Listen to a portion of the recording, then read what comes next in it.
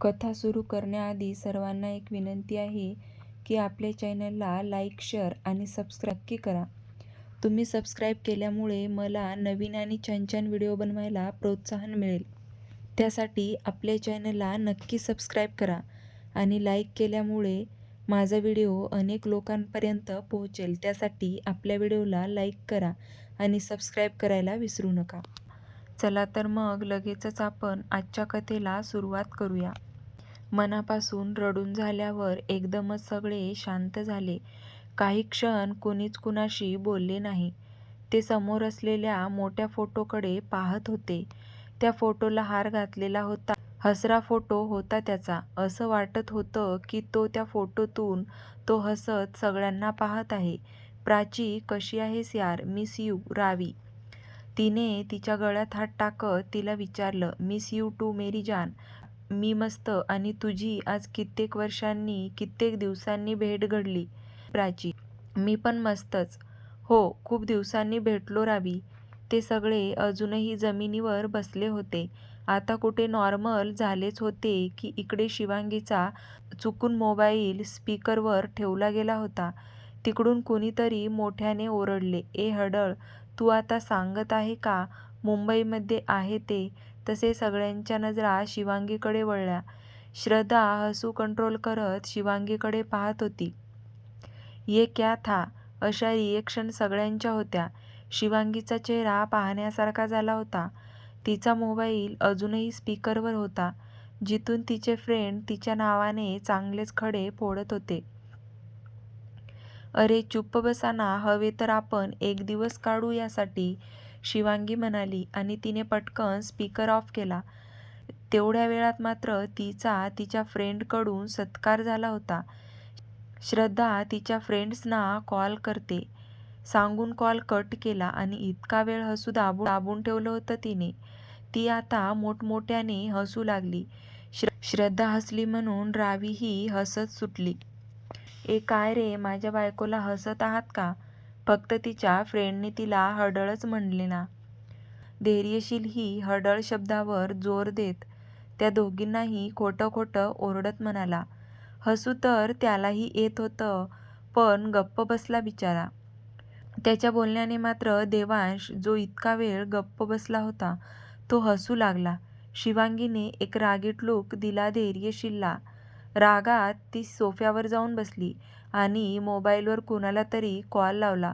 समोरून call receive होता. शिवांगीने त्याला ज्या अस्सल गावरान शिव्या दिल्या. पुन्हा जर का मला हडळ बोलला तर याद राखा डुचक्या. हे सगळं बोलताना ती धैर्यशीलकडे रागाने पाहत होती. सॉरी माते, पुन्हा नाही बोलणार ग. पण प्लीज हे असल्या शिव्या नको देऊ. तुझ्याशी पंगा घेणं महागात पडतं आम्हाला. कुठून शिकली काय माहीत हे सगळं? समोरील व्यक्ती म्हणाला. बाय, आपण नंतर बोलू, सविस्तर सांगेल हा याबाबत. शिवांगीने कॉल कट केला. इकडे तिच्या तोंडून अस्सल गावरान शिव्याची लाखोळी वाहताना पाहून धैर्यशीलचं तोंड पाहण्यासारखं झालं होतं.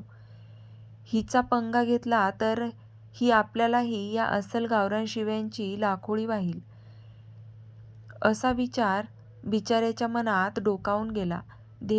धैर्यशील, तुला बायको बरोबर एकदम टक्करची भेटली आहे. वहिनी खूप छान. असंच तुमच्या नवऱ्याची बोलती बंद करा, आम्हालाही आवडेल, विक्की म्हणाला. विक्की म्हणजे विक्रम देसाई. हो वहिनी, विक्की बरोबर म्हणाला, राशी म्हणाली. बरं ते सोडा, आधी आम्ही आमची ओळख सांगतो, नकुल म्हणाला. हॅलो वहिनी, मी नकुल म्हात्रे. ही राशी नाईक आणि हा विक्की म्हणजे विक्रम देसाई. बाकी तुम्ही या दोघांना ओळखतच आहात. असा आमचा 7 जणांचा ग्रुप. समोर फोटोमध्ये आहे तो दक्ष खुराना. या ग्रुपची जान होता आणि कायम राहील. शिवांगी उठून त्या फोटोकडे गेली. त्या फोटोत असणाऱ्या दक्षकडे पाहिले आणि एक नजर या ग्रुपकडे. मला नावाने हाक मारा, वहिनी बोलला तर एकदमच खूप मोठं झाल्यासारखं वाटतं. तुम्ही माझ्यापेक्षा मोठे आहात, आपण फ्रेंडही होऊ शकतो ना. माझी रावी आणि देवांश बाईशीही मैत्री झाली आहे. तुम्हाला चालेल का? अरे चालेल काय, पळेल. राशी पटकन तिच्याजवळ येऊन तिला मिठी मारत म्हणाली, मला तर अजून एक मैत्रीण मिळाली, ते खूप गोडवाली. I am happy. राशी हसत म्हणाली. तशी शिवांगी हसली. श्रद्धा तर सगळ्यांना आधीपासून ओळखत होती. नकुल उठून उभा राहत शिवांगीकडे आला. त्याने तिला वन साईडने मिठी मारली. तसे इकडे धैर्यशील नकुलकडे थोडा जास्तच रोखून पाहू लागला.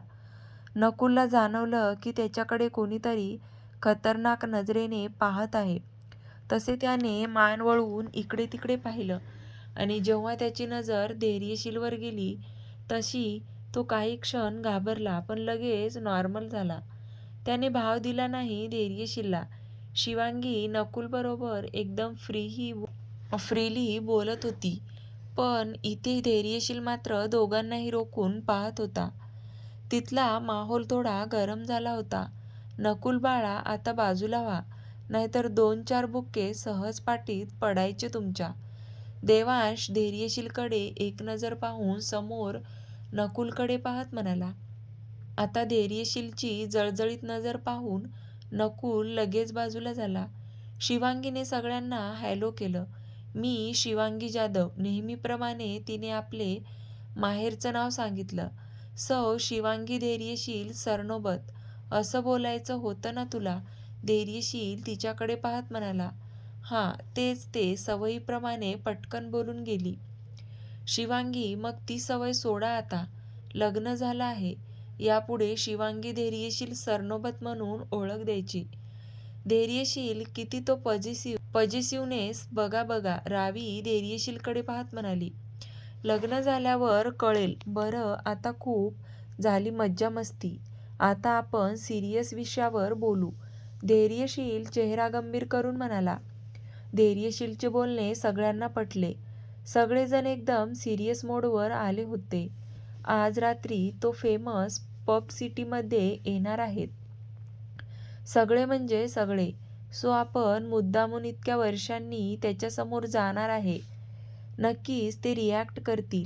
धैर्यशील हॉलमध्ये बसलेल्या प्रत्येक व्यक्तीकडून एक नजर फिरून म्हणाला. तुझ्या डोक्यात काय चालू आहे? आज कुणाला धुवायचं? म्हणजे शुभारंभ कुणापासून करायचा? विक्रमने विचारलं. आज शुभारंभ तर तनयापासूनच होणार आणि त्याची सुरुवात करणार आहे शिवांगी. रावीने हसतच म्हटले. अरे, तिला कशाला रिस्क नको घ्यायला. त्या तनयाने हिला काही केलं तर? नकुल काळजीने म्हणाला. यावर शंका नको घेऊ. शिवांगी जितकी साधीभोळी चेहऱ्याने दिसते तितकी ती स्ट्रॉंग आहे. त्या तनयाला तर आता हिच्यापासून धोका आहे. तिच्या डोक्यात काहीतरी प्लॅन शिजतोय, पण तिने आम्हालाही सांगितलं नाहीये. रावी शिवांगीकडे पाहतच म्हणाली. हो ना वहिनी, सांग ना तू काय करणार आहेस? श्रद्धाने उत्सुकतेने विचारलं. आता जर तुम्हाला मी सांगितलं तर समोरून जे पिक्चर बघायची मजा येणार ती आता स्टोरीसारखी सांगून मजा येणार नाही ना? शिवांगीने डोळे मिचकावत म्हणाली. हां, हे बरोबर आहे. शिवांगी, त्या तनयाची अशी वाट लाव ना की ती रडायलाही हवी. आमच्या हातात असतं ना तर कुठून काढलं असतं, राशी चिडून म्हणाली. इकडे यांचं हे चालू होतं तर तिथे कोल्हापूरमध्ये रॉय विलामध्ये नुसता रागाचा भडका उडाला होता. अनुपम रॉय भयंकर चिडला होता. तो रागाने त्या माणसांना बेल्टने मारत सुटला होता. सॉरी बॉस, आम्हाला खरंच कळलं नाही की कार कशी गायब झाली. प्लीज बॉस, मारू नका. हातात बेल्ट घेऊन उभा असलेला अनुपम रॉयकडे पाहत हात जोडून ते लोक बोलत होते. माफी माय फूट. तुम्हाला याचे पैसे देतो का रे? एक काम नीट करू शकत नाही. आता कुठे गेले असतील याची कल्पना आहे, तरी एक एक क्षणाची त्याची माहिती खूप महत्त्वाची आहे आणि आज तुमच्या एका चुकीमुळे त्याच्यावरची नजर सुटली. अनुपम त्या चौघांनाही बेल्टने मारत होता. सॉरी बॉस, असं पुन्हा नाही होणार. तो व्यक्ती मोठ्याने ओरडत म्हणाला. तुमच्या सॉरीचं लोणचं घालू का? अनुपम चिडून म्हणाला. भयंकर राग आला होता त्याला. ही एक चूक त्यांना किती महागात पडणार होती याची जाणीव या 5 जणांना माहीत नव्हती. अनुपम, शांत हो. अरे झालं असेल नजर चुकीने. त्याची कार पुढे गेली असेल. गौतम म्हणाला. अरे ही चूक किती महागात पडेल. आता ते लोक कुठे आहेत, काय करत आहेत, कसलीच माहिती नाही. जर का आपला भूतकाळ बाहेर पडला ना तर तो संजय आपल्या सगळ्यांना जिवंत गाडेल. समजतं आहे का तुला मला काय बोलायचं आहे? म्हणून तर त्याच्या मागावर माणसं लावली आहे ना. त्याच्या वाड्याबाहेर लक्ष ठेवायला खास माणसे ठेवली आहेत. अनुपम रेस्टलेस होत म्हणाला. त्यांनी जे दुष्कर्म गुन्हा केला आहे ना त्याचीच भीती वाटत आहे आता त्यांना.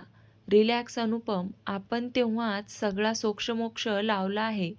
कसलेच पुरावे आपण सोडले नाहीयेत. गौतमने तर तो विला बंद ठेवला आहे, जिथे आपण अजूनही गेलो नाहीये. त्या विलामध्ये काय झालं होतं ते कुणालाच कळणार नाही. सुजितदादा आणि नेहाबरोबर जे झालं ते राज तिथेच दफन झालं. सो रिलॅक्स राहा, निरंजन म्हणाला. तसा अनुपम सोफ्यावर येऊन बसला. ते राज कधीच बाहेर येता कामा नये. निरंजन कधीच नाही. नाहीतर वादळ येईल आणि आपले आयुष्य संपून टाकेल.